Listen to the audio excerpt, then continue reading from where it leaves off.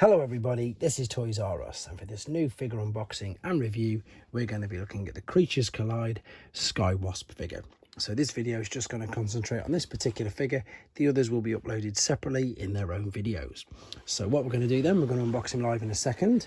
We're then going to have a detailed look at him in both of his modes to help you decide how you want to display him. We're then going to do some comparisons with him and some other figures that have shared the same mould, and we can also see how he displays and looks with some of the other figures that have been released inside this pack. There we go then. So let's have a quick look inside here. The box is already open because obviously I've already took Goldbug and Ransack out, and I think if I open this side, yeah, here we go. So let's just open this, slide it all the way out.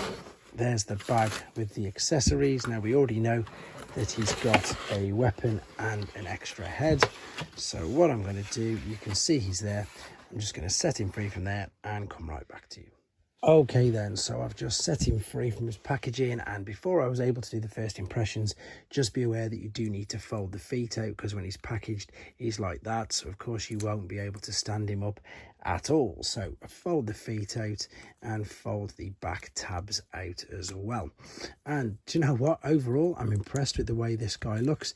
Yet again, I know it's a redeco, but I'm a bit of a sucker for some translucent red coloured plastic, and I think for the wings on this, just think it really works. You can see they've got the detail in on it as well. These are joined though, these aren't separate. They are separate there, they're on ball and sockets. With regards to the figure itself, lovely use of the head sculpt there, very detailed on the eyes, on the top. Articulation is full because it's on a ball and socket, so up and down, round to the side. It actually looks again like we've got some light piping. Yes, we have, look at that. Brilliant use of that on the back of the head. You can see the eyes completely light up there. There you go, it's there, it looks great. What a great little addition that is. We've got full articulation in the shoulders and the biceps. We've even got wrist swivels on this guy. We've got, oh, the waist just come off. We've got waist swivel, we've got hips, side, front, knees bend, ankle tilt, rock. Everything as you would expect, as I say, with a new figure, and again with the experience that we've got of this particular mold. Now he also comes with his Stinger blaster gun as well, which again slightly redecoed from the other versions, and he's got the alternate head. And we are literally encouraged, and in fact we might as well do this with first impressions, to take the head off like so and pop this one on as well. So you've got a choice. You've got, as I say, a couple. So this head is using the original, no, using the head from the Buzzsaw toy that was released not so long ago, to be honest. And there's the other head, if I'm looking at it right, I think I am, yes. So the other head was used on the original owner of the mold, which is of course Waspinator. So I think, however, this one looks a bit better because it goes more with the translucent red, etc. So what I'm going to do now, we're going to come back, have a quick look at him in his alternate mode, and then we'll do some more comparisons later on. Okay, we're back, and as you can see, he's in his alternate mode. Quick apologies for no transformation process on this video. Couple of reasons. One is to keep the main length of the video down, and two, with this being a new figure, I don't really want to spoil it for people who want to experience that first transformation process for themselves. However, if you want to see it, it will be uploaded separately in another video. And again, we're quite familiar with this alternate mode, but again, this colour scheme seems to really work. The red translucent wings really do this figure a load of justice. This is actually more of a goldy colour than a yellow, in all honesty. Everything's all tucked away, I suppose, as best they could. Yes, there's some visible hands, etc. But if you've got the wings over, it's not too bad. You can see you've got a ball and socket joint for articulation on the wings, and the same on pretty much all of the limbs, except these will just twist backwards and forwards. They'll go round and round rather than out to the side. So you've got a good bit of articulation on it. Head will come down as well, of course. You can open up the mouth parts like so, and of course the antenna at the front.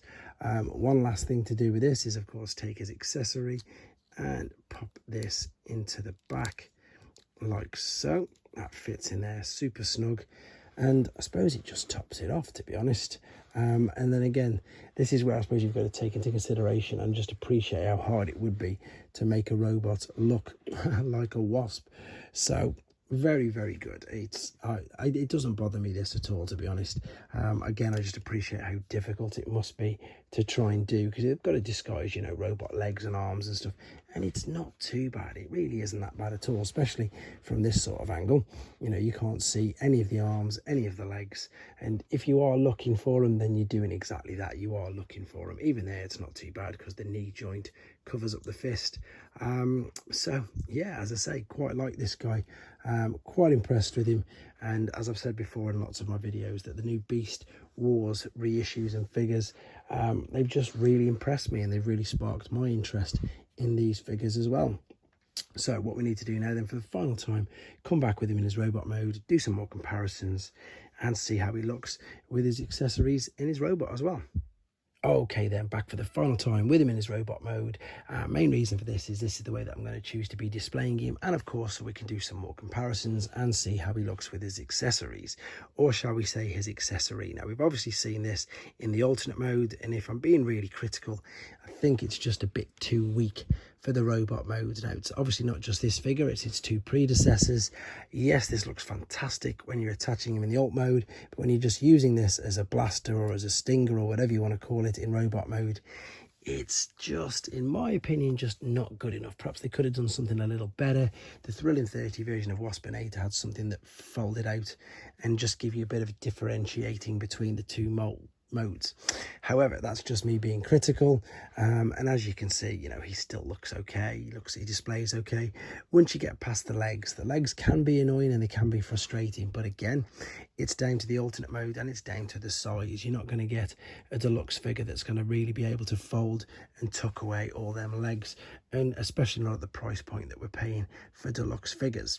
So let's do a comparison.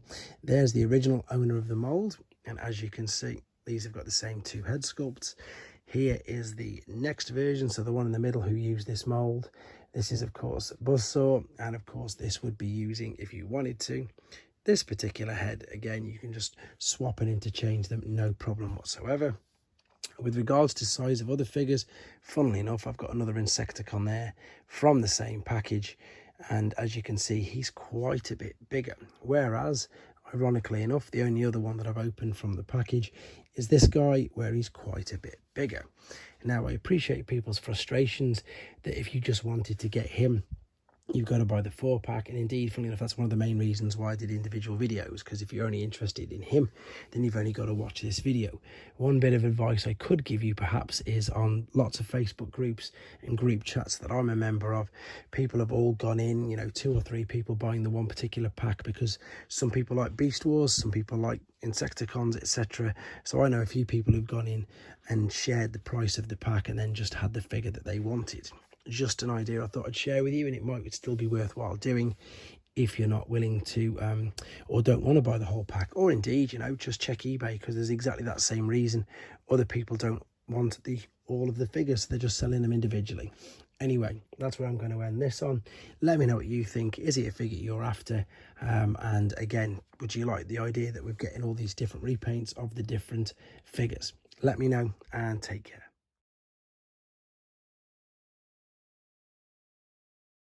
Thanks for watching. Like and comment, and don't forget to subscribe.